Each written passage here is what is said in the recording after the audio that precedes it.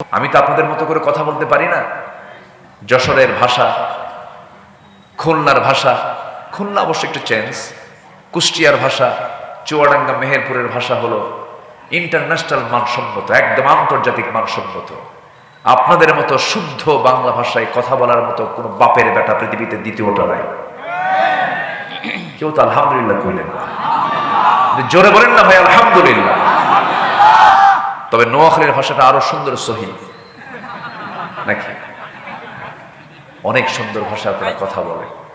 সেই সুন্দর কথা বলার জাদুঘরদের সামনে আমি ভাঙ্গাচোরা মানুষ কথা বলছে, আমার কথা কি পছন্দ হচ্ছে ভাই? পছন্দ হচ্ছে তো? সম্মানিত ভাইয়েরা,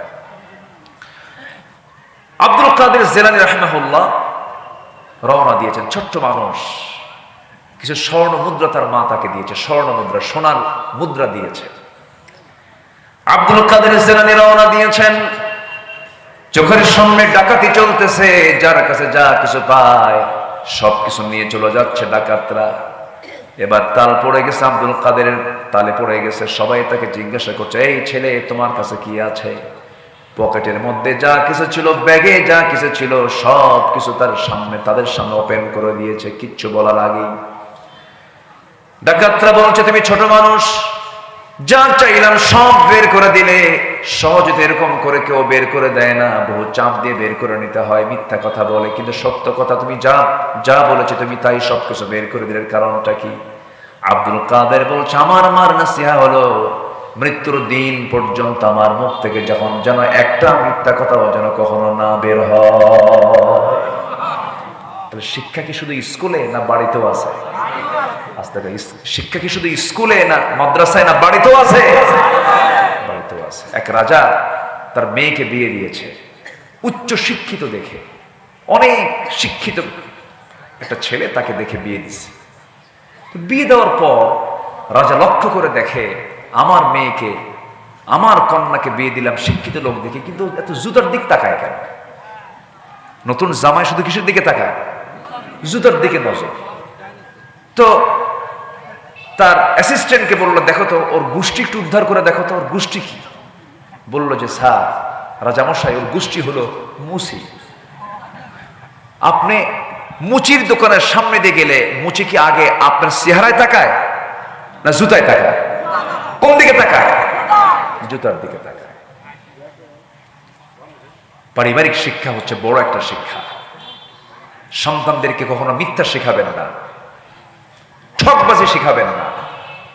সাইয়েদনা ওমর ফারুক রাদিয়াল্লাহু তাআলা আনহু রাত্রিবেলা জনগণকে দেখার জন্য বের হয়েছে।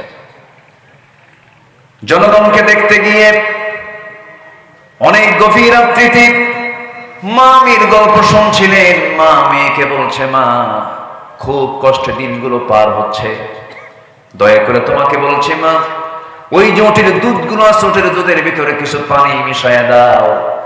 পানি মিশায়া দিলে পরে দুধের পরিমাণটা বাড়বে, বেশি দামে বিক্রি করা যাবে। সঙ্গে সঙ্গে মেয়ে বলছে, মা তুমি আমাকে যে নাসিহা করছো এটা কোনো নাসিহা না, এটা জাহান্নামে যাওয়ার একটা নাসিহা। এত বড় পাপ আমি করতে পারবো না, আল্লাহর তো ভয় আছি। আবার ওমরের পার্লামেন্ট আছে, ওমরের প্রশাসন আছে, দেখে ফেললে জানতে পারলে বড় বেকায়দা হয়ে যাবে। সঙ্গে সঙ্গে মা বলতেছে, ও মা আমার কলিজার টুকরা মেয়ে, এখানে তো ওমরের লোকজন নাই, কেউ দেখবে না, অন্ধকার রাত। সঙ্গে সঙ্গে মেয়েটা বলছে, ও মা তুমি আমাকে যদি মেরেও ফেলো আমি এমন কাজ করতে পারবো না, কারণ সবচাইতে বড় প্রশাসন কিরামান কাতিবিন, সমস্ত ফেরেশতারা আমাদের সবকিছু রেকর্ড করছেন। যেরকম সুবহানাল্লাহ। এখন উপদেশ দিচ্ছে মা না মেয়ে? বলেন মা না মেয়ে? মেয়ে দিচ্ছে। কেউ না কেউ দিতেই হবে, ভুলতে হবে। আমার বন্ধুগণ, এই দুইটি কথা, মার কথা মেয়ের কথা, দুজনের কথা শুনে আব্দুল কাদের জিলানী বাড়িতে চলে গেলেন। স্ত্রীকে ডাক দিয়ে বলছেন, স্ত্রী আমার ছেলের জন্য বহুদিন যাবত মেয়ে খুঁজতেছিলাম, ভালো মেয়ে পাবো কোথায়? ভালো মেয়ের সন্ধান পেয়ে গেছে রাতের বেলা। বউ বলছে, রাতের বেলা কার বাড়িতে গেলে? কে যাওয়া লাগে নাই। ঘরের দেওয়ালে কান পেতে, দেওয়াল ঘেসে ঘেসে দাঁড়িয়ে থেকে কান পেতে পেতে মা মেয়ের গল্প শুনলাম। মেয়েকেও দেখি নাই, মেয়ের বংশও দেখলাম না। মেয়ের অবস্থাও দেখলাম না, বাপ মার অবস্থাও দেখলাম না। যে মেয়ের মুখ থেকে প্রকাশ পেয়ে যায় সবচেয়ে বড় সাক্ষী হলো আমার আল্লাহ রাব্বুল আলামিন। সে আল্লাহকে সাক্ষী রেখে কোনো ভুল করা যাবে না। অবশ্যই তুমি কালকে সকালে চলে যাবে, ওই দুধ বিক্রেতার মেয়ের সঙ্গে আমার ছেলের বিয়ে হয়ে যাবে। জোরে কোন সুবহানাল্লাহ। সবকিছুই হলো সততা। সব কি বলেন তো? সততা। সততা নিয়ে চলবো আমরা, মিথ্যার ধারে পাশে আমরা যাব না। সবাই রাজি আছেন তো ইনশাআল্লাহ? আব্দুল কাদের জিলানী বলে ফেললেন, আমার কাছে স্বর্ণ মুদ্রাগুলো আছে, এই যে দেখো। ডাকাত ছোট্ট বাচ্চার চেহারার দিকে তাকায় বলতেছে, সন্তান রে, আমার বাড়িতে সন্তান আছে রে, আমার পরিবারও ছেলে মেয়ে আছে। তোর উত্তম কথা, তোর উত্তম আচরণ, তোর মার নসিহা আমাদের দিলের মধ্যে পরিবর্তন আনতে বাধ্য করলো। ডাকাতির পথ ছেড়ে দিলাম, তোর পথ আমরা ধরলাম। জোরে কোন সুবহানাল্লাহ। ভাইরে, একটা জাতি যদি সত্যবাদী হয়, সে জাতির ডেভেলপমেন্ট অন্য ধরনের। আমরা সত্যবাদী হব। আল্লাহ তাআলা এখন সত্যবাদী হলে কি হবে তার ফলাফল দিচ্ছেন। পরামর্শগুলো আমরা কার নিচ্ছি বলেন? আল্লাহ। আল্লাহ রাব্বুল আলামিন সূরাতুল আহজাবের পরের আয়াতে বলছেন, আয়াত যদিও শেষ কিন্তু কথা শেষ হয় নাই। সাদিদাই ইউসলিহ লাকুম, যারা আলেম উলামা আছেন, আল্লাহ রাব্বুল আলামিন বলেন, ওয়াকুলু কাওলান সাদিদান ইউসলিহ লাকুম আ'মালাকুম ওয়া ইয়াগফির লাকুম যুনুবাকুম ওয়া মান ইউতি'ইল্লাহা ওয়া রাসূলাহু ফাকাদ ফাযা ফাওজান আযীমা। জোরে বলুন আল্লাহু আকবার। সততা নিয়ে যদি চলতে পারো, সততা নিয়ে যদি তোমার জীবনটাকে সাজাতে পারো, তাহলে আমি আল্লাহ রাব্বুল আলামিন তোমার জীবনে যত আমল তুমি করেছো, সে আমলের মধ্যে যদি কোনো ভুল হয়ে থাকে, সমস্ত ভুলগুলোকে আমি সংশোধন করে তোমার তামাম জিন্দেগীর সমস্ত গুনাহগুলো আমি আল্লাহ রাব্বুল আলামিন মাফ করে দেব। তাহলে গুণের কথাও আল্লাহ বললেন, আবার ওই গুণ অর্জন করলে কি বান্দাকে আল্লাহ পুরস্কার দিবেন তার কথাও সঙ্গে সঙ্গে কে জানায় দিলেন? আল্লাহ জানায় দিলেন। তাহলে গুনাহ মাফ হয়ে যাবে কোন কাজ করলে? বলেন বলেন বলেন।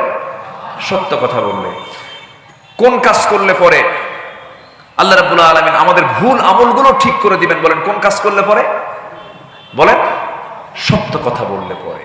তাহলে এক নাম্বার পয়েন্ট আমরা মোটামুটি হজম করে ফেললাম, সেটা হলো জীবনে এই জিহবা দিয়ে কখনো একবারের জন্য আমরা মিথ্যা কথা বলবো না।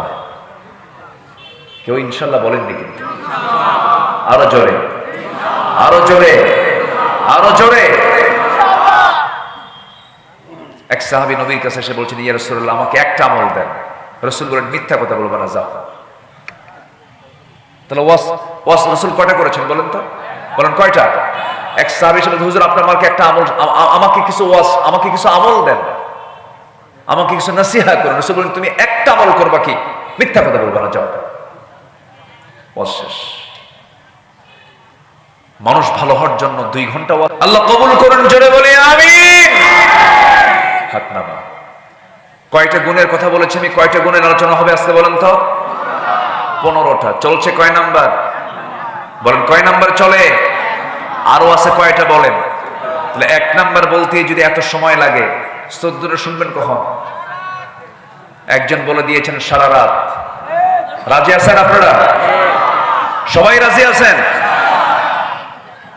ম্যাক্সিমাম রাজি আছেন। তবে ফজর নামাজ না পড়লেও চলবে নাকি? মানে মাথায় টুপি আছে কিন্তু পরনে লুঙ্গি নাই, তা তো হবে না। নামাজ তো পড়তে হবে। আসতেছি, আমরা লাইনে আসতেছি। মিথ্যুক নামাজি হওয়া যাবে না, সত্যবাদী নামাজি হতে হবে। ঠিক কিনা বলেন? আমার দেশে মিথ্যুক নামাজি আছে না নাই? নির্বাচন আসলে পরে এক আসরের নামাজ 4 বার পড়ে। কয়বার পড়ে?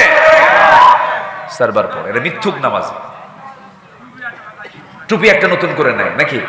টুপিটা নেয়। ওগুলো বাদ, ওগুলো মিথ্যুক, ওগুলো প্রতারক, ওগুলো ধান্দাবাজ, সন্ত্রাসী, চাঁদাবাজ। ঠিক কিনা?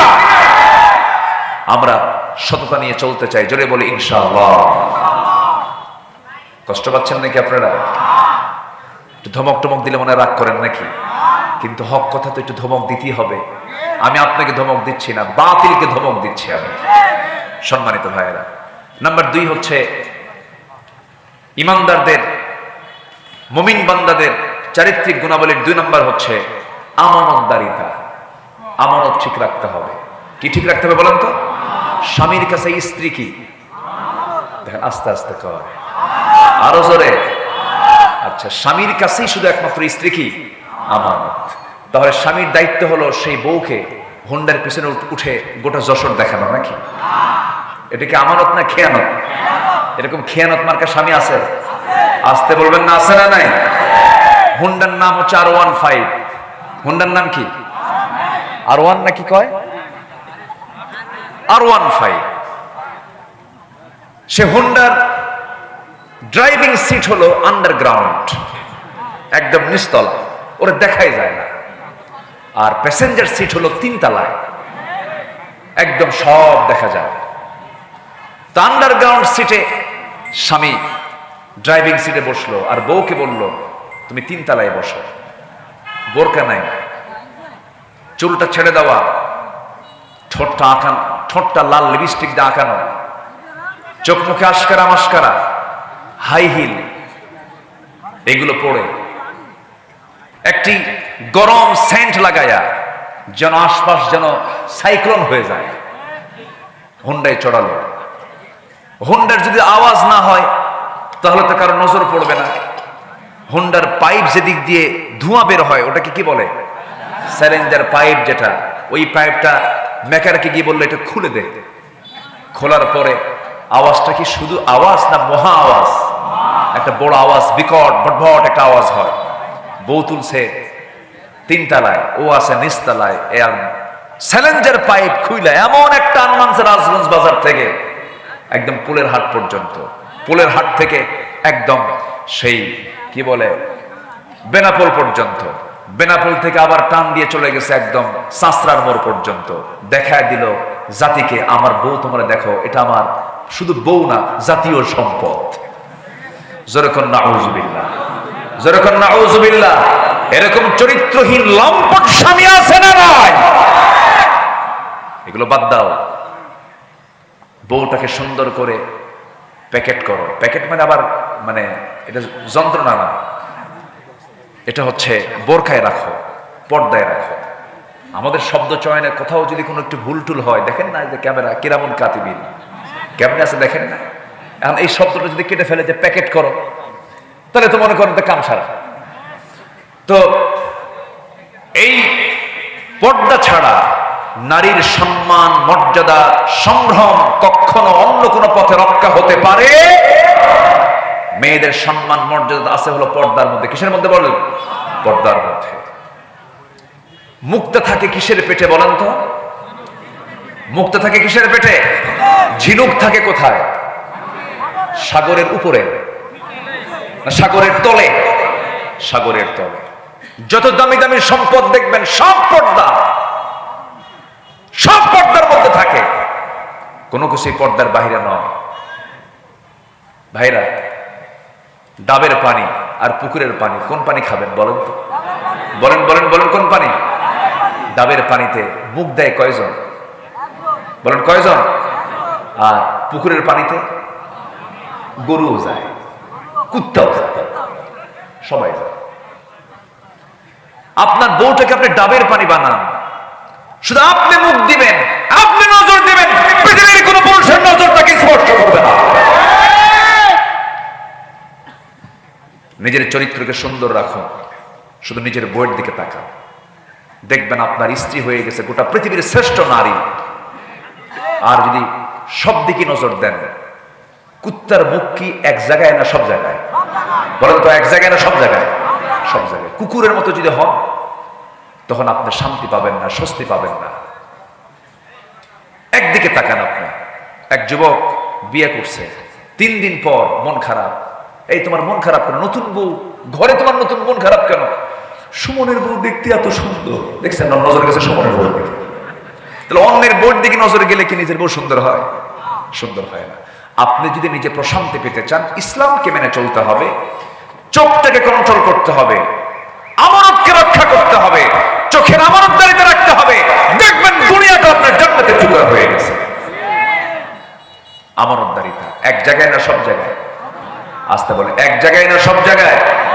সব জায়গায় আমানতদারিতা রক্ষা করতে হবে। আল্লাহ রাব্বুল আলামিন বলেন, ইন্নাল্লাহা ইয়া'মুরুকুম আন তু'আদ্দুল আমানাতি ইলা আহলিহা ওয়া ইযা হাকামতুম বাইনান নাসি আন তাহকুমু বিল আদল ইন্নাল্লাহা নি'মা ইয়া'ইযুকুম বিহি। আল্লাহ রাব্বুল আলামিন তোমাদেরকে আমানতকে পূরণ করার জন্য দায়িত্ব দিয়েছেন। আমানতের খেয়ানত করা যাবে না। ইমানদারদের যত গুণ আছে এর মধ্যে শ্রেষ্ঠ গুণ হলো ওয়াল্লাযীনা হুম লিআমানাতিহিম ওয়া আহদিহিম রাউন ওয়াল্লাযীনা হুম আলা সালাওয়াতিহিম ইউহাফিযুন উলাইকা হুমুল ওয়ারিসুন الذين يرثون الفردوس هم فيها خالدون। জোরে বলুন আল্লাহু আকবার। ঈমানদার তো তারাই যারা আমানতকে রক্ষা করবে, আমানতের খেয়ানত করবে না, ওয়াদা করবে, ওয়াদা ভঙ্গ করবে না, নামাজের ব্যাপারে যত্নশীল হবে।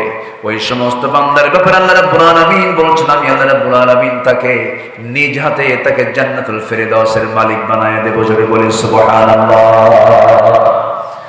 আমানতদারিতা কি? রাষ্ট্র যিনি পরিচালনা করেন, রাষ্ট্র তার কাছে একটা বড় আমানত। যিনি অন্যের জায়গায় চাকরি করেন, ব্যবসা তার কাছে একটা আমানত। মালিকের অধীনে চাকরি করছেন, এটা তার জন্য বড় একটা আমানত। প্রত্যেকটা জায়গায় এমন আমানত রক্ষা করে চলতে হবে। লা ঈমানা লিমান লা আমানাতা লাহ, তার ঈমান নাই যার আমানতদারিতা নাই, যার ওয়াদা ঠিক নাই তার ঈমান নাই, বলেছেন মুহাম্মদ সাল্লাল্লাহু আলাইহি ওয়াসাল্লাম। রাষ্ট্র ক্ষমতা যে লোকের হাতে চলে যাবে তার কাছে বড় একটা আমানত। ওমর ফারুক রাদিয়াল্লাহু তাআলা আনহু যতদিন শাসন করেছেন, তার রাষ্ট্র তিনি পরিচালনা করেছেন। ইতিহাসে পাওয়া যায় যখন তিনি ক্ষমতার মসনদে বসলেন, সেই সময় থেকে শুরু করে নিয়ে মৃত্যুর দিন পর্যন্ত কোন রাত তিনি তার পিঠটাকে বিছানার সঙ্গে আলিঙ্গন করার সুযোগ পান নাই। কোন রাত তার ঘুম হয় নাই। ক্ষমতায় যখন আসেন তখন তিনি সুঠাম দেহের অধিকারী ছিলেন। ক্ষমতা পাওয়ার পর শক্তে শক্তে কাঠখড়ি হয়ে গেলেন। তাকে প্রশ্ন করা হলো, ওমর ফারুক রাদিয়াল্লাহু তাআলা আনহু, ক্ষমতা আসার পর আপনি স্বাস্থ্যহীন হয়ে পড়েছেন। কেঁদে কেঁদে বলছেন, ও আমার ভাইয়েরা, তোমরা আমাকে যে দায়িত্ব দিয়েছো এই দায়িত্ব আমাকে স্বাস্থ্যহীন করে তুলেছে। আমার ঘুম হয় না। রাতে রাতে তিনি কি করতেন?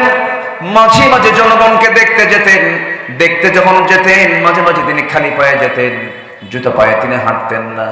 রাস্তায় থাকতো পাথর, পাথরের রাস্তায় তিনি জুতো পায়ে হাঁটতেন না, কারণ জুতার সঙ্গে পাথরের যখন ধাক্কা লাগবে একটা শব্দ হবে। ওই শব্দে যদি আমার নাগরিকেরা যদি গভীর রাতের ঘুম যদি নষ্ট হয়ে যায়, কিয়ামতের দিন আমাকে আল্লাহ তাআলা আসামির কাঠগড়ায় দাঁড় করাবে। কি চেতনা তাদের মধ্যে লালন হয়েছে! জনগণকে চুল পরিমাণ তারা কোনো কষ্ট দেন নাই। রাষ্ট্র একটা তাদের কাছে আমানত ছিল। প্রত্যেক রাত্রি তিনি নামাজ পড়াতেন। নামাজ পড়াইয়া তিনি মসজিদ নববী থেকে আস্তে করে বের হতেন। স্ত্রীকে ডাক দিল, তিনি, স্ত্রী আমার, খাবার দাবার দিয়ে দাও, আমি বাইরে বের হয়ে যাব। রাত যখন গভীর হয়ে যেত জনগণকে দেখার জন্য তিনি বের হতেন। কোন একটা রাতে রাতে তিনি ঘর থেকে বের হলেন। বের হয়ে প্রথমেই একটা বাড়ির সামনে গিয়ে দাঁড়ালেন। চিৎকার আওয়াজ করে কান্নাকাটি করছে বাচ্চা। বাচ্চা কেন কাঁদে? সামনে দাঁড়ায় বলছেন, ও বাচ্চারা, মা, সন্তানগুলো কেন কাঁদে? কি জন্য কাঁদে?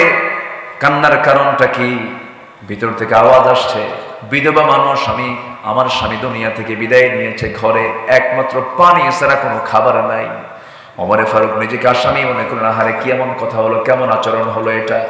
চলে গেছেন খাদ্য গুদামে, এক বস্তা আটা নিজের পিঠে বহন করে নিয়ে বিধবার বাড়িতে পৌঁছায় দিয়ে বললেন, আবার যখন আটা ফুরে যাবে আমাকে বলবো, ওমর তোমার বাড়িতে আবার নিজ কাঁধে করে তোমার বাড়িতে দিয়ে যাবে।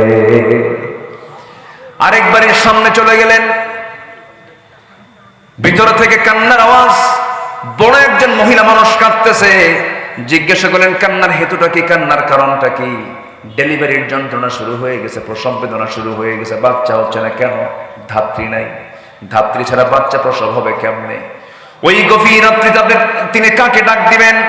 লোক পেলেন না, সোজা চলে গেছেন বাড়িতে।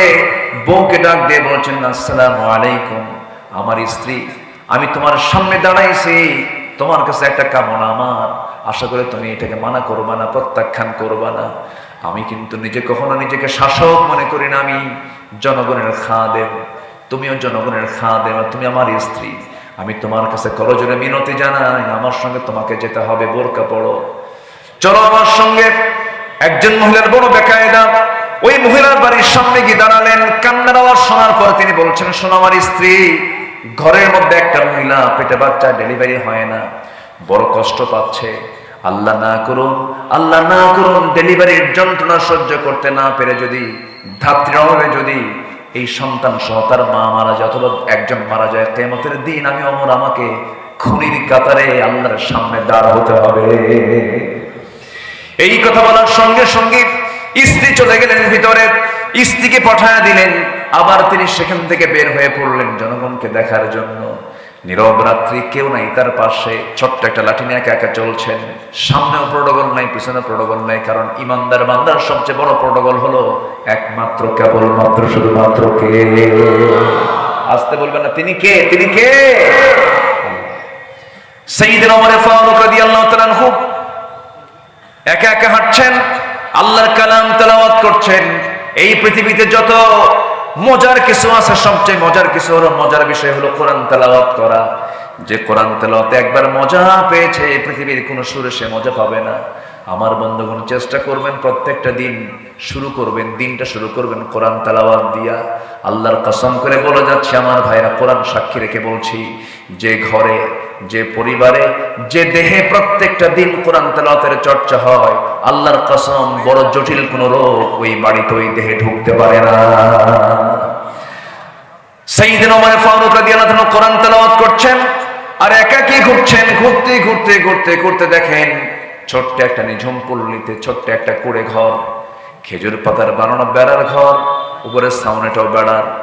ছোট্ট একটা ঘরের ভিতর থেকে গুনগুন গুনগুন করে কে যেন একটা গান গাচ্ছিল, বিরহের গান গাচ্ছিল, পুরুষকে পাওয়ার জন্য গান গাচ্ছিল। এমন জাতীয় গান আছে না? এমন জাতীয় গান যখন গাচ্ছিল, সাইয়েদনা ওমর ফারুক রাদিয়াল্লাহু আনহু মনে মনে চিন্তা করলেন, এমন একটা ইসলামী জনপদে, ইসলামী রাষ্ট্রের ভিতরে কোন মহিলার এত বড় সাহস, এত গভীর রাত্রিতে আল্লাহর কালাম তেলাওয়াত না করে, তাহাজ্জুদ নামাজ না পড়ে গুনগুন করে বিরহের গান গায় কে? তিনি এটাকে মাইন্ডে নিলেন। দরজার কাছে গিয়ে একটা বড় আওয়াজ দিয়ে বলছেন, ভিতরে কোন মহিলা আছো? কে গান গাচ্ছ? তাড়াতাড়ি দরজা খুলো। আওয়াজ বন্ধ হয়ে গেল। মহিলা ভয় পেয়ে গেলেন, কে যেন ডাকতেছে, দরজা খুলছেন না, কেউ নাই, ঘরের মধ্যেও কেউ নাই। সাইয়েদনা ওমর ফারুক দরজায় করাঘাত করলেন, দরজা খুলতেছে না। এবার তিনি করলেন কি, পিছন দিক থেকে ইতিহাস বলছে সেই খেজুর পাতার বানানো বেড়াটা টান মারলেন, ভিতরে ঢুকলেন। সামনে প্রদীপ জ্বালানো, একজন মহিলা মাথায় কাপড় দিয়ে পর্দার নিয়ম রক্ষা করে দাঁড়ায় আছে। সাইয়েদনা ওমর ফারুক বলছেন, ও মহিলা, তুমি এমন করে গুনগুন করে গান গাও কেন? তুমি কি জানো ইসলামী জনপদ? মহিলা বলছে, আমি গুনগুন করে গান গিয়েছি, আমার একটা অপরাধ, কিন্তু আপনি আমার ঘরের মধ্যে ঢুকে একটা, দুইটা নয়, তিনটা নয়, চারটা বড় অপরাধ করে ফেলেছেন। সাইয়েদনা ওমর ফারুক বললেন, কি অপরাধ করেছি বলো? নাম্বার 1 হলো, ঘরের মধ্যে ঢুকবেন, অনুমতি তো আপনি পান নাই, সালামও দেন নাই। কোরআন বলছে, লা তাদখুলু বুয়ুতান গায়রা বুয়ুতিকুম হাত্তা তাস্তানিসু ওয়া তুসাল্লিমু আলা আহলিহা। কারো বাড়িতে প্রবেশ করতে যেও না, সালাম না দেওয়া পর্যন্ত, অনুমতি না পাওয়া পর্যন্ত। সালাম দিলেন না, অনুমতিও নিলেন না। আপনি ঘরের মধ্যে ঢুকলেন, বেড়াটা ছিনলেন, বান্দার সম্পদ নষ্ট হয়ে গেল। আমি একজন পরনারী, আপনি একজন পরপুরুষ, আমার পর্দার একটু হলেও খেলাফ হয়ে গেল। এই যে ভুলগুলো আপনি করলেন, আমি আপনাকে ছাড়বো না। সাইয়েদনা ওমর ফারুককে মহিলা চিনতে পারে না। ওমর ফারুক বলছেন, ও মহিলা, তুমি কি করবে? শুধু সূর্য উদয় হবে, সকালবেলা হয়ে যাবে, আমি ওমর ফারুকের বিচারালয়ে গিয়ে, সেই কোর্টে গিয়ে আমি আপনার বিরুদ্ধে মানহানির মামলা দেব। এই কথাটা কার সামনে বলে? কার সামনে বলতেছে? মামলা দিয়ে দেব, আমি আপনাকে ছাড়বো না। সাইয়েদনা ওমর ফারুক বলছেন, যার আদালতে মামলা দিবা সে ওমর নামটা তুমি চেনো নাকি? হ্যাঁ, খুব ভালো শাসক। এবার ওমর ফারুক বলছেন, আমার জানা মতে ওমর তো খুব একটা ভালো মানুষ না। নিজের কথা কি ভালো বলা যায় নাকি? ভালো তো বলাও যায় না। ওমর লোকটা তো তেমন একটা ভালো নয়। এই কথা শোনার সঙ্গে সঙ্গে তেলে বেগুনে খেপে উঠে মহিলা বলছে, দোষ আর একটা যোগ হলো। দোষ আর একটা কি হলো? যোগ হলো, ছাড়বো না আপনারে। সাইয়েদনা ওমর ফারুক রাদিয়াল্লাহু আনহু মাথা নিচু করলেন, চোখের পানি আটকাতে পারলেন না। চোখের পানি আটকাতে না পেরে কেঁদে কেঁদে আল্লাহকে বলছেন, আল্লাহ এই মহিলার দোয়া তুমি আল্লাহ কবুল করে দাও, এই মহিলার সাক্ষ্যকে তুমি আল্লাহ কবুল করে নাও। আমি গুনাহগার বান্দা, কিন্তু ওই মহিলা বলে আমি ভালো বান্দা। আল্লাহ তুমি বান্দির দোয়া তুমি আল্লাহ কবুল করো, চাওয়াটাকে তুমি আল্লাহ কবুল করে নাও। এবার ওমর ফারুক বলছেন, মহিলা শোনো, ঠিক আছে আমি দোষ করেছি, মামলা দিবা ভালো কথা, কিন্তু তুমি গুনগুন করে গান গাও কেন? এর কারণটা কি? এত গভীর রাতে এত কিছু বোঝো, আমার এত দোষ ধরলা, কিন্তু গুনগুন করে গান গাচ্ছ কেন? কি কারণটা কি? এর হেতুটা কি? এর ব্যাখ্যাটা কি? এবার মহিলা বলছে, শোনো, আজ থেকে 4 মাস পূর্বে আমার সঙ্গে বিয়ে হয়। আমার স্বামীর সঙ্গে মাত্র 3 থেকে 4 দিন 4 রাত আমি তার সঙ্গে ছিলাম। এই সহবাসের পরে আজকে 4 মাস গত হতে চলে, 4 মাস পার হয়ে গেছে। আমার স্বামীকে এই জনপদের খলিফা ওমর ফারুক রাদিয়াল্লাহু আনহুর লোকজন এসে আমার স্বামীকে সীমান্ত প্রহরায় নিয়োগ দিয়ে তাকে নিয়ে চলে যায়। আজকে 4টা মাস গত হতে চলে, আমার স্বামীকে দেখি না, তার সঙ্গে কোনো কথাবার্তাও হয় না। এই গভীর রাত্রিতে হঠাৎ করে আমার ঘুম ভেঙে গেল, ভিতরের স্বামীর প্রেম জাগ্রত হয়ে গেল। আমার বৈধ স্বামীকে পাওয়ার জন্য আমি গভীর রাত্রিতে গুনগুন গুনগুন করে গান গাচ্ছিলাম। সাইয়েদনা ওমর ফারুক মনে মনে চিন্তা করছেন, আহারে দোষ তো আরেকটা যোগ হয়ে গেছে। কি কথা কি বুঝতেছেন আপনারা? কথা বুঝতেছেন? একজন অর্ধ দুনিয়ার শাসনকর্তা জনগণের রায় নেবার জন্য কেমন করে আড়াল হয়ে জনগণের কাছ থেকে রায় নিয়ে আসতেন। ওমর ফারুক এবার বলছেন, মহিলা শোনো, তুমি কি আমাকে ছাড়বা না? কেন আমি ছাড়বো না। একটা প্রশ্ন করি। কি প্রশ্ন? কিন্তু ওমর ফারুকের কিন্তু কোনো দোষ ছিল না, কারণ তিনি একটা দেশের রাষ্ট্রপ্রধান। তিনি যে কোনো আসামিকে ধরার জন্য ঢুকতে পারেন কিনা বলেন? ঢুকতে পারেন কিনা বলেন? ঢুকতে পারেন। তিনি প্রশাসকদের প্রশাসক। সাইয়েদনা ওমর ফারুক রাদিয়াল্লাহু তাআলা আনহু সঙ্গে সঙ্গে বলেন, ঠিক আছে, কিন্তু তুমি আমার বিরুদ্ধে যে মামলা দেবে, আমি তার আগে তোমাকে একটা প্রস্তাব করব। সেই প্রস্তাবটা হলো, তোমার যে কাঙ্ক্ষিত স্বামী আজকে 4 মাস যাবত তুমি তাকে দেখতে পাচ্ছ না, সেই স্বামীকে যদি আমি তোমাকে কাল সকালে সূর্য উদয়ের আগে যদি তোমার বাড়িতে যদি পৌঁছা দিতে পারি, তুমি কি আমার বিরুদ্ধে কোনো মামলা দিবা নাকি? মহিলা মুস্কি হাসি মেরে বলছে, ও আল্লাহর গোলাম, আমার স্বামীকে যদি কালকের দিনের মধ্যে যদি হাজির করে দিতে পারো, কোনো মামলা দেব না। দেখছেন কোথায় নক করলেন উনি?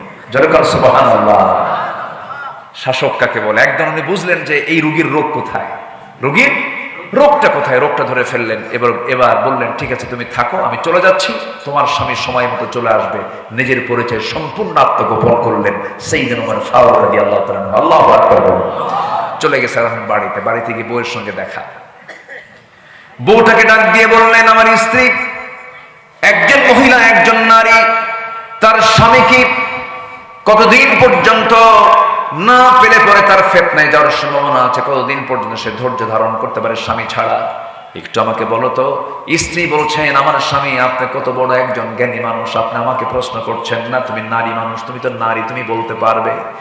এবার তার স্ত্রী বলছেন, একজন স্বামীকে ছাড়া একজন নারী 3টা মাস, বড় জোর 3টা মাস, 3টা ঋতুস্রাব পর্যন্ত, অল মুতাল্লাকাতু ইয়াতারাব্বাসনা বিআনফুসিহিন্না সালাসাতা কুরু, তালাকপ্রাপ্ত নারীর অপেক্ষা করতে হয় কয় মাস? বলেন কয় মাস? 3 মাস কয়েকটা দিন। বিধবা নারীর জন্য আরবাআতু আশহুরিন ওয়া আশরা, 4 মাস 10 দিন অপেক্ষা করতে হয়। তো এই কথা জানার সঙ্গে সঙ্গে 3 মাস পার হয়ে 4 মাস ক্রস হয়ে গেছে। সেনাবাহিনী প্রধানকে ডাক দিয়ে খলিফা ওমর ফারুক বললেন, শোনো ও সেনাবাহিনীর প্রধান, আজকের থেকে প্রত্যেক সৈনিকের জন্য 3 মাস পর পর সাধারণ ছুটি ওমর ফারুক আমার খেলাফত থেকে, আমার রাষ্ট্র থেকে ঘোষণা করা হলো। সুবহানাল্লাহ। রাষ্ট্রটাকে তারা কত বড় আমানত মনে করেছেন। এমন একজন আমানতদার শাসক কি আমরা বাংলার জমিনে দেখতে চাই? সবাইকে দেখতে চান? আল্লাহ কবুল করুন, জোরে বলি আমিন। সম্মানিত ভাইয়েরা, গুণ দরকার হলো 15টা। চলতেছে কয় নাম্বার? বলেন কয় নাম্বার চলতেছে? আরো আছে কত? 13টা নুরু, ওয়াজ কি শেষ না শুরু? বহু কথা এখনো পড়ে আছে, আল্লাহ কবুল করুন, জোরে বলে আমি। খুব ভালো মানুষ আপনারা, কি সুন্দর, কেউ নড়ছেন না, বসে আছেন, কোরআনগুলো শুনছেন। আল্লাহ আমল করার তৌফিক দান করুন, জোরে বলি আমি। নাম্বার 3 হলো ধৈর্যশীলতা। আমি কি শেষ করে দেব নাকি? চলো, আপনি যা বলবেন তাই হয়। ওনারা চিনেন? বড় ভাই, মাশাআল্লাহ, আলহামদুলিল্লাহ। জি, নাম্বার 3 হচ্ছে ধৈর্যশীলতা। নাম্বার 3 কি বলেন তো? ধৈর্যশীলতা, সবর। বলুন তো, এখানে যে বসে আছেন, ধৈর্যের দরকার নাই? আজ থেকে ধৈর্যের দরকার আছে না নাই? একজন লোক আপনাকে গালি দিল, জবাব আপনি দিতে নিয়ে থেমে গেলেন, কি দরকার? বলেন, কি দরকার বলেন? ধৈর্য। ধৈর্য হলো যোগ্যতা, রাগ কোনো যোগ্যতা নয়।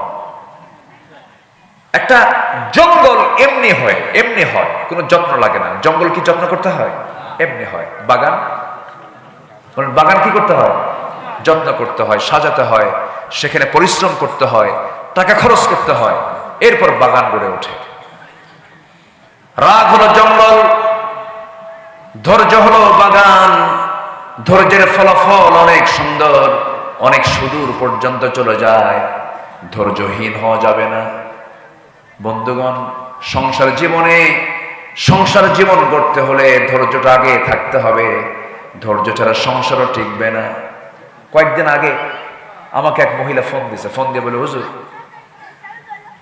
আমার স্বামী সকালেও তালাক দেয়, সন্ধ্যাও তালাক দেয়, আমি কি আসি না নাই? কি শুনতেছেন আপনারা? শুনছেন? মানে মহিলা বলতেছে, আমার স্বামী রুটিন ওয়ার্কের মতো সকালেও তালাক দেয়, বিকেলেও তালাক দেয়, আমি কি আসি না নাই? বলেন, তালাক দিয়া শেষে আবার আমাদের কাছে এসে বলে, হুজুর, কাম তো সারছি, 2টা মেয়ে আছে, ভুলটুল হয়ে গেছে, হুজুর রাগের মাথায় তালাক দিছে, হুজুর বউটাকে ফেরত নিয়ে আসা যাবে না? মার্ডার করে কয় ফেরত নিয়ে আসা যাবে না। এরকম বহু স্বামী স্ত্রীর পরিচয় বহন করে তারা সংসার করছে, কিন্তু রীতিমতো জেনা হচ্ছে। এমন সংসার আছে না নয়? প্রত্যেক গ্রামে 2-1টা করে খুঁজে পাবেন, এগুলো আছে। এই আছে না? আসতে বলবেন না, আছে না নাই? সবাই জানে যে তালাক দিছে, এরপরে সংসার করছে, জানে এগুলো সব হচ্ছে রাগের ফলাফল। এত রাগ কেন? মুখে তো তালাক শব্দ আসে কেন? মায়েরা কি মাহফিল আছে নাকি? মায়েরা কি মাহফিল আসছে? বলি আলহামদুলিল্লাহ। জি, তালাক শব্দ পুরুষের মুখে থাকবে কেন? এটা আইনের ভাষা, আপনি কেন মুখ দিয়ে বলবেন? আপনাকে অনেক কাজ আছে, দরবার আছে, সালিশ আছে, বৈঠক আছে, মুরব্বীদের নিয়ে কথাবার্তা আছে, 3 তুহুরে 3 তালাক আছে, তালাকের পদ্ধতি আছে, তালাক নামে একটা সূরাই আছে। কিছুই না জেনে না বুঝে নিজের মুখে আইন তৈরি করে আপনি তালাক মেরে দিলেন। এই জাতীয় বদভ্যাস যারা আনবে, এই জাতীয় মানে জুলুম যারা করবে, উচিত হচ্ছে তাদেরকে, ওই যে বাঁশ গাছ আছে না, বাঁশের যে ডালগুলো আছে, ওগুলো কি কঞ্চি, বাঁশের যে কঞ্চিগুলো আছে, যে চিকন কঞ্চিগুলো, একদম পাকা বাঁশের, ওই কয়েকটা কঞ্চি এক জায়গায় করে পিছন দিকে মারা দরকার। বেকুবগুলো আকাম কুকাম কুইরা পরে কান্দে, পরে আর কোনো থা পায় না। আল্লাহ তাআলা এই ধৈর্যহীনতা থেকে আল্লাহ পাক এই জাতিকে হেফাজত করুন, জোরে বলি আমিন। আরো জোরে আল্লাহুম্মা আমিন। এগুলো করা যাবে না। ধৈর্য আনবেন, সব হবে। দোকানে কাপড় বিক্রি করতে নিছেন, গেঞ্জি বেচবেন, গেঞ্জি বিক্রেতা গেঞ্জি কিনতে আসছে, 1 গেঞ্জি দেখে না 10 গেঞ্জি দেখে? 10টা আগে দেখবে, এরপর গেঞ্জি একটা দেখে সে নেবে অথবা নেবে না। হয়তো 10 গেঞ্জি দেখার পরে পছন্দ 10টার মধ্যে একটা হয় না, চলে যাচ্ছে। আপনি কি করবেন? এই দিকে আয়, এত দেখলি কেন, এখানে বলতে পারবেন? ব্যবসা হবে? ব্যবসা হবে না। সব জায়গায় ধৈর্যের দরকার। এই পৃথিবীতে যত পয়গম্বর ছিলেন, সব পয়গম্বররা ছিলেন হলো ধৈর্যের পিরামিড। আদম আলাইহিস সালাম থেকে শুরু করে আমার রাসূল পর্যন্ত সমস্ত পয়গম্বররা ছিলেন সবাই ধৈর্যশীল বান্দা। চরম ধৈর্যের পরিচয় তারা দিয়েছেন। আদম আলাইহিস সালাম জান্নাত থেকে দুনিয়াতে নেমে ধৈর্যের পরিচয় দিয়ে শত শত বছর চোখের পানি ফেলে ফেলে যে দোয়াটা করেছেন, কান্না করেছেন, যারা পারেন সঙ্গে পড়ুন, রব্বানা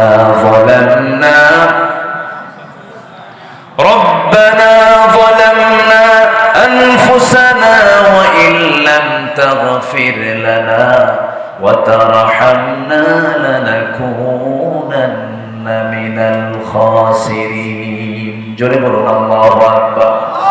এই দোয়াগুলো করলেন, আল্লাহর দরবারে দোয়া মঞ্জুর হয়ে গেছে। আল্লাহ পাক বিপদ থেকে তাকে হেফাজত করলেন, বিপদ থেকে তাকে উদ্ধার করলেন। এরকম করে সমস্ত পয়গম্বর বিপদে পড়েছেন, দোয়া করেছেন। তবে সকল নবী ধৈর্যশীল ছিলেন, তবে একজন নবীর রাগ সবচেয়ে বেশি ছিল। বলুন তো সেই নবীর নামটা কি? কি সুন্দর, সবার মুখস্থ, আলহামদুলিল্লাহ। খুব রাগী মানুষ ছিলেন তিনি। এত রাগ ছিল, তাফসীরে আসে যে তিনি যখন রেগে যেতেন, খেপে যেতেন, চুলগুলো খাড়া হয়ে টুপি ভেদ করে বের হয়ে যেত। এত রাগ ছিল তার ভিতরে, প্রচন্ড রাগী লোক ছিলেন। টোকা মারলে বাউদের মতো জ্বলতেন তিনি, এত রাগ ছিল তার ভিতরে। তার সামনে এক বেয়াদবি করছে, বারবার বলার পরও ঠিক হয় না, মারছেন থাপ্পড়। এক থাপ্পড় খায়া শীত হয়ে পড়ছে, মরছে। মরে যাওয়ার সঙ্গে সঙ্গে আল্লাহকে বলে, আল্লাহ মাল্লা আমাকে শাসন করার জন্য মরে গেল, মার্ডার কেসের আসামি কিন্তু আমি না, তুমি আল্লাহ নিজে। কি কথা কি বুঝতেছেন? আল্লাহকে ধরে বসলেন। আল্লাহ বলছেন, যা করছো করছো, হয়ে গেছে, এখন তুমি দেশে টিকতে পারবে না। ফেরাউন তোমার বিরুদ্ধে হত্যার হুলিয়া জারি করেছে, দেশ ছাড়ো। দেশ ছাড়লেন, দেশে টিকতেই পারলেন। নবীরা কি দেশে টিকতে পারছেন? নিজেকে নিজের জন্মভূমিতে তারা কি টিকতে পেরেছেন? পারেন না। হিজরত করে চলে গেলেন, যেদিকে চোখ গেল সেদিকে চলে গেলেন। কেউ নাই তার পাশে, কেউ চেনেও না তাকে, এমন একটা এলাকায় চলে গেলেন। প্রচন্ড তৃষ্ণা, কূপের ধারে গেলেন, কূপ থেকে পানি তুললেন। কূপ থেকে পানি তুলে তৃষ্ণা নিবারণ করলেন। হঠাৎ করে দেখতে পারলেন দুজন দূর থেকে দুজন মহিলা হাতে বালতি করে চলে আসতেছে কূপের ধারের দিকে। সাইয়েদনা মূসা বলছেন, এই মহিলাগুলো কি চায়? সামনে গিয়ে বলছেন, বালতি হাতে কি করবা তোমরা? দাঁড়ায় আছো কেন? কূপ থেকে পানি নেব, নিয়ে যাও। পারবো না কেন? ঢাকনা উপরে আছে, ঢাকনা টান দিতে 7-8 জন পুরুষ মানুষ লাগে, আমরা পারবো না। মূসা আলাইহিস সালাম মনে মনে ভাবলেন, বেচারি মহিলা মানুষ, কষ্ট হয়ে যাবে, সন্ধ্যা অন্ধকার হয়ে যাবে। বালতি হাতের মধ্যে নিয়ে ঢাকনার কাছে গেলেন, কূপের ধারে গেলেন, বাম হাতে ধরলেন, এক হাতে ধরে এমন জোরে ফিকা মারলেন, 14 হাত দূরে গিয়ে ছিটকে পড়লো। মহিলা দুইজন মনে মনে চিন্তা করছে, এটা মানুষ না অন্য কিছু, এত বড় শক্তিশালী যুবক এ তো কোনোদিন দেখি নাই। বালতি ভরে পানি তুলে নিয়ে হাতে দিয়ে বলছেন, তাড়াতাড়ি বাড়িতে চলে যাও, সূর্যাস্তের পরে মেয়েদের বাইরে থাকতে নেই, তাড়াতাড়ি চলে যাও। চলে গেছে বাড়িতে। বৃদ্ধ পিতা এবার সন্তানদেরকে ডাক দিয়ে বলছে, আমার কলেজার টুকরা সন্তান, এত তাড়াতাড়ি কেমন করে আসলে? আগাব্বা কবিয়ুন আজিজ, শক্তিশালী এক যুবকের সন্তান কূপের ধারে পেয়েছে, খুব শক্তি রাখে, একাই সে আমাদেরকে সহযোগিতা করলো। বুড়া বাপ বলতেছে, আমার বড় মেয়ে, তুমি আগামীকালকে যাবে, আমার সালাম জানায় ওই যুবককে আমার সালাম জানায় বলবে, সে যেন আমার বাড়িতে আসে, আমার সঙ্গে যেন সাক্ষাৎ করে, আমি তার সঙ্গে দেখা করতে চাই। পরের দিন চলে আসছেন। এবার বলছে, আবুনা শাইখান কবীর, আমাদের বাপ বুড়া মানুষ, আব্বা আপনাকে সালাম জানিয়েছেন, আমাদের বাড়িতে আপনার দাওয়াত, আপনি যাবেন নাকি? মূসা আলাইহিস সালাম মনে মনে চিন্তা করলেন, এই জায়গায় কেউ আমাকে চেনে না, আমিও কাউকে চিনি না, আমি একা একা কেমন করে?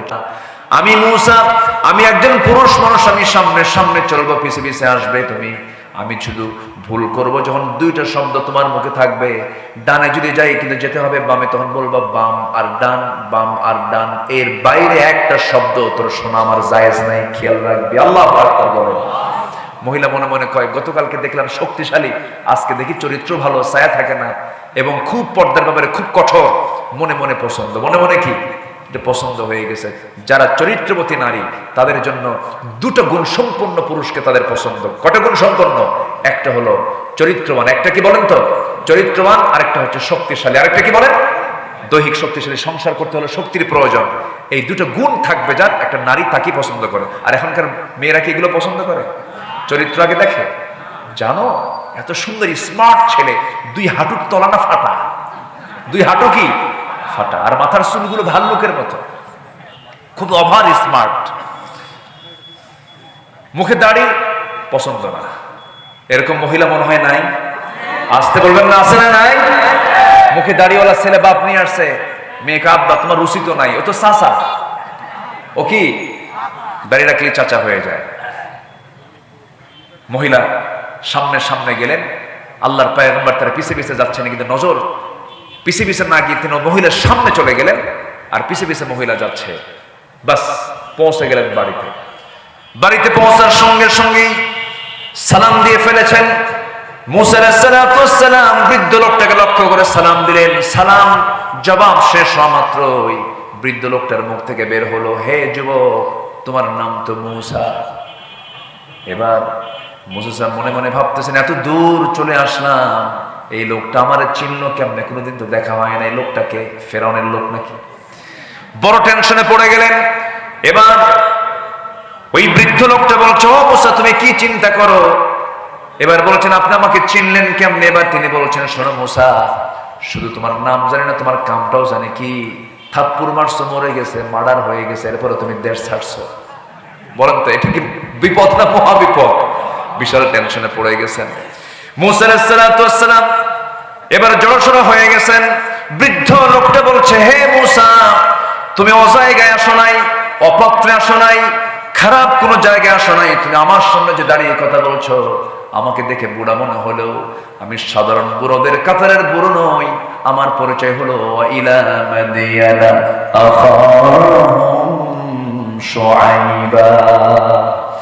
মাদিয়ানবাসীর জন্য আল্লাহ রাব্বুল আলামিন যাকে আল্লাহর পয়গম্বর করে পাঠিয়েছেন, সেই হলাম আমি আল্লাহর পয়গম্বর শুআইব আলাইহিস সালাম। খুব খুশি হয়ে, আহারে আমার কিসমতটা কত ভালো, নবীর সামনে আমি দাঁড়ায় দাঁড়ায় কথা বলি। তখন মুসা কিন্তু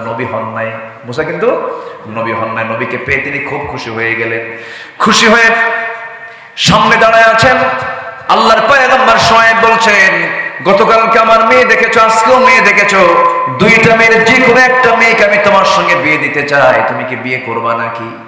এত বড় একটা অফার কেমন করে প্রত্যাখ্যান করবেন? তিনি সঙ্গে সঙ্গে রাজি হয়ে গেছেন, হ্যাঁ আমি এখনই বিয়ে করতে রাজি আছি।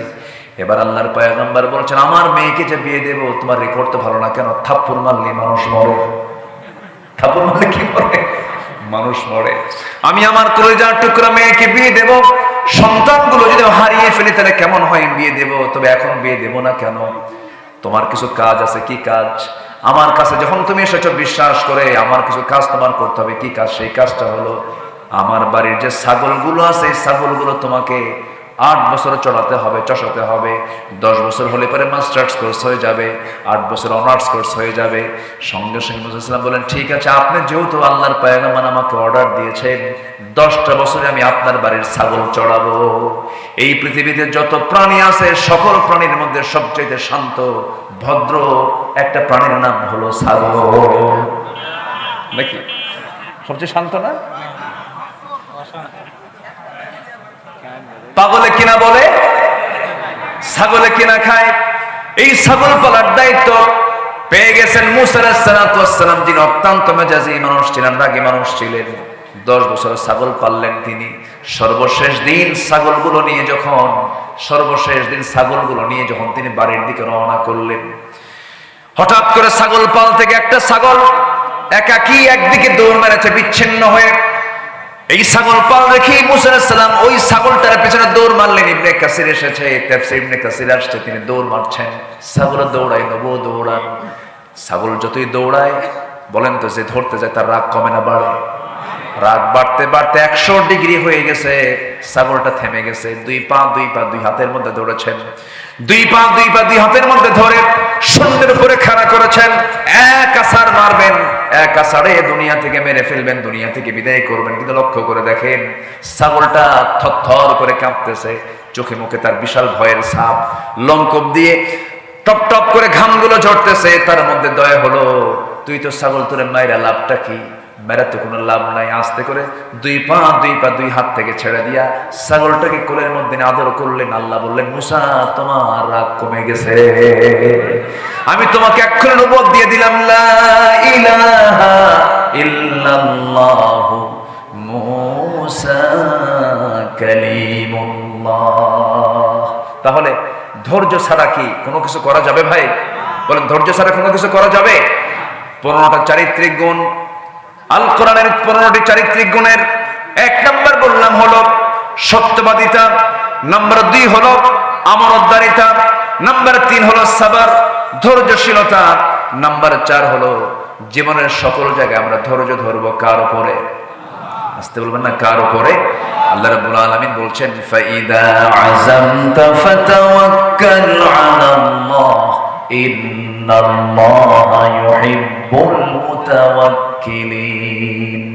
আরেক জায়গায় বলছেন ওয়া মান ইয়াতাওয়াক্কাল আলাল্লাহ ফাহুয়া হাসবুহ, যে ব্যক্তি আল্লাহর প্রতি ভরসা করবে আল্লাহ তার জন্য যথেষ্ট হয়ে যাবেন। সন্তান হয় না, চাইবো কার কাছে? আসতে বলেন, চাইবো কার কাছে? ছেলে দেন কে? মেয়ে দেন কে? দেন না কে? ফয়সালা কার? আল্লাহ পাকের ফয়সালা। কখনোই আল্লাহ ছাড়া কারো প্রতি ভরসা করা যাবে না। আল্লাহ যা দেবেন আল্লাহ দিবেন, দিবেন না আল্লাহ দিবেন। আল্লাহ সব ক্ষমতা একমাত্র কার? বলেন, জোরে বলেন, কার? আল্লাহ। কোন ব্যক্তি আপনাকে কোনো কিছু দিতে পারবে না, আমাকে দিবেন কে? আল্লাহ তাআলা। নাম্বার 5 হলো ইখলাস থাকতে হবে। ওয়ামা উমিরু ইল্লা লিয়াবুদুল্লাহা মুখলিসিনা লাহুদ্দিন হুনাফা ওয়া ইউকিমুস সালাতা ওয়া ইউতুজ যাকাতা ওয়া যালিকা দীনুল কাইয়্যিমা। নাম্বার 6 হলো আদালত, ন্যায় বিচার প্রতিষ্ঠা করা। ইয়া আইয়ুহাল্লাযীনা আমানু কুনু কাওয়ামিনা লিল্লাহি শুহাদাআ বিল কিসত। নাম্বার 7 হলো তওবা করা, ক্ষমা প্রার্থনা করা। ওয়াল্লাযীনা ইযা ফাআলু ফাহিশাতান আও যালামু আনফুসাহুম যাকারুল্লাহা ফাস্তাগফিরু লিযুনুবিহিম। নাম্বার 8 হলো দয়া, সহানুভূতি। খুযিল আফওয়া ওয়া আমর বিল উরফি ওয়া আ'রিদ আনিল জাহিলিন। নাম্বার 9 হলো নম্রতা। বলেন তো, আমরা নম্র হব না উগ্র হব? বলেন বলেন, উগ্র হব না নম্র হব? নম্র হব। ওয়া ইবাদুর রাহমানিল্লাযীনা ইয়ামশুনা আলাল আরদি হাওনা ওয়া ইযা খাতাবাহুমুল জাহিলুনা ক্বালু সালামা। নাম্বার 10 হলো কৃতজ্ঞতা, কৃতজ্ঞ হওয়া। আল্লাহ রাব্বুল আলামিন বলেন লা ইন শাকারতুম লা আযীদান্নাকুম ওয়া লা ইন কাফারতুম ইন্না আযাবি লাশাদীদ। নাম্বার 11 হলো সুজাআ, সাহসী হওয়া, সাহসিকতা নিয়ে আসা। এটা একটা চরিত্র, সুন্দর চরিত্র। আমরা ভীতু হব না সাহসী হব? বলেন, ভীতু না সাহসী? ভীতু না সাহসী? সাহসী হব। ইয়া আইয়ুহাল্লাযীনা আমানু ইসবিরু ওয়া সাবিরু ওয়া রাবিতু ওয়াত্তাকুল্লাহা লাআল্লাকুম তুফলিহুন। জোরে বলুন আল্লাহু আকবার। নাম্বার 12 হলো সৎ কাজের আদেশ দেবে, অসৎ কাজের বাধা দেবে। কুনতুম খায়রা উম্মাতিন উখরিজাত লিন-নাসি তা'মুরুনা বিল মা'রুফি ওয়া তানহাউনা 'আনিল মুনকার। নাম্বার 13 হলো বিশ্বাসযোগ্য হতে হবে, সিকা আনতে হবে। ওয়াল্লাযীনা হুম লিআমানাতিহিম ওয়া আহদিহিম রাউন। নাম্বার 14 হলো ইখলাস ফিল আমাল, কাজের ক্ষেত্রে নিষ্ঠা থাকতে হবে, কাজের ক্ষেত্রে নিষ্ঠাবান হতে হবে। নাম্বার সর্বশেষ হলো 15 নম্বর হলো সহনশীল হতে হবে। আল্লাহ তাআলা হালিম, আল্লাহ নিজেও সহনশীল, আমরা সহনশীল হব। আল্লাহ রাব্বুল আলামিন বলেন ক্রোধকে যারা সংবরণ করবে, ওয়াল কাযিমিনাল গায়য ওয়াল আফিনা আনিন নাস ওয়াল্লাহু ইউহিব্বুল মুহসিনিন। জোরে বলুন আল্লাহু আকবার। যারা ক্রোধকে সংবরণ করবে, সহনশীল যারা হবে, মানুষকে যারা মাফ করা শিখবে, মাফ করে দেবে, আল্লাহ রাব্বুল আলামিন ওই সমস্ত মুহসিন বান্দাদের দারুণ ভালোবাসেন। জোরে কোন সুবহানাল্লাহ। এই 15টা গুণ আমরা অর্জন করব। জোরে বলি ইনশাআল্লাহ। আর জোরে বলি ইনশাআল্লাহ। ঠিক 12টা বাজে, 11:59 বাজে, কেউ যাবেন না। আমরা একসঙ্গে দোয়া করব। যে যেখানে আছেন আমরা একসঙ্গে দোয়ায় শামিল হব। কিছু প্রশ্ন এখানে আসছে। আমরা 15টা পয়েন্টে কথা বললাম। ফজর নামাজ সবাই কি পড়বেন ইনশাআল্লাহ? কারা কারা ফজর পড়বেন হাত তুলে দেখান তো দেখি। জোরে বলি ইয়া আল্লাহ। আর জোরে ইয়া আল্লাহ। আমাদেরকে ফজর, যোহর, আসর, মাগরিব, ইশা, 5 ওয়াক্ত সালাত আদায় করার তৌফিক তুমি আল্লাহ দিয়া দাও। জোরে বলি আমিন, আরো জোরে আমিন। হাত নামান। বাড়িতে রাখবেন 3টা জিনিস, একটা হলো আল্লাহর কালামের তেলাওয়াত। বলুন তো কি, বলুন তো কি? তেলাওয়াত। নাম্বার 2 হচ্ছে বাড়িতে রাখবেন নামাজ। বাড়িতে রাখবেন কি বলেন? নামাজ। আরেকটা রাখবেন বাড়িতে হলো পর্দা। কি রাখবেন বলেন তো? পর্দা। তাহলে কোরআন তেলাওয়াত, তেলাওয়াত, নামাজ আর কি? পর্দা। পর্দা 16 আনা থাকতে হবে। খালাতো ভাই, মামাতো ভাই, চাচাতো ভাই, দুলা ভাই, এই সমস্ত ভাইদের সাথে কোনো বোন দেখা করতে পারবে না। দেবর, ভাসুর, দুলা ভাই দেখা করা জায়েজ নাই। এই সমস্ত কঠোর, এই সমস্ত মূল পর্দাগুলো আল্লাহ তাআলা এই এলাকার প্রত্যেকটা ঘরে ঘরে আল্লাহ পাক পয়দা করে দিন। জোরে বলি আল্লাহুম্মা আমিন। এই আশীর্বাদ কামনা করছি। আমি আর কথা না বাড়িয়ে দোয়ার দিকে আমরা চলে যাব ইনশাআল্লাহ। এখানে নোয়াখালীতে মসজিদে ইসলাম প্রিয় ভাইদের উপরে যে হামলা হয়েছে, নিরহ ভাইদের হামলা নিয়ে আমরা মূল্যবান মতামত। এর তো মারাত্মক অপরাধ। আপনি শুধুমাত্র একজন মসজিদে কেন, মাদ্রাসায় কেন, বাইরেও যদি কেউ হামলা চালায়, এটা কি ইসলাম এলাও করে? বলেন তো, এলাও করে না। কোরআন তেলাওয়াতের আসরে, কোরআনের দর্শের আসরে যারা হামলা চালায়, রক্তাক্ত করে, তাদের রক্তের মধ্যে ফিরআউনের রক্ত লুকানো আছে। আমরা মাহফিলের এই প্ল্যাটফর্ম থেকে নোয়াখালীর এই অপ্রীতিকর ঘটনার সঙ্গে যারা জড়িত, অবশ্যই তাদের দৃষ্টান্তমূলক শাস্তি আমরা দাবি করছি প্রশাসনের কাছে। সম্মানিত ভাইয়েরা, এইভাবে বিভিন্ন জায়গায় কিছু বিচ্ছিন্ন ঘটনা আমরা শুনতে পাচ্ছি। সম্প্রতি কোন এক মাহফিলে সরাসরি হামলা করা হয়েছে। আমার এক স্নেহধন্য, আমার অনুজ সাদিক আজহারির সেই প্রোগ্রামে কোন এক দলের লোকেরা নগ্ন হামলা চালিয়েছে। এই সমস্ত হামলার আমরা তীব্র নিন্দা জানাচ্ছি, এবং তীব্র নিন্দা শুধু নয়, এটার জন্য তদন্ত কমিটি করে চূড়ান্ত শাস্তি আমরা নিশ্চিত চাই। আমরা এমন অনাকাঙ্ক্ষিত ঘটনার আর পুনরাবৃত্তি যেন না হয়, এই দিকে আমরা সজাগ দৃষ্টি রাখি, আমরা নিজেরা সতর্ক থাকার চেষ্টা করি। আল্লাহ রাব্বুল আলামিন আমাদের সবাইকে দ্বীন প্রতিষ্ঠার কাজে নিজেকে প্রস্তুত রাখার তৌফিক সবাইকে দান করুন।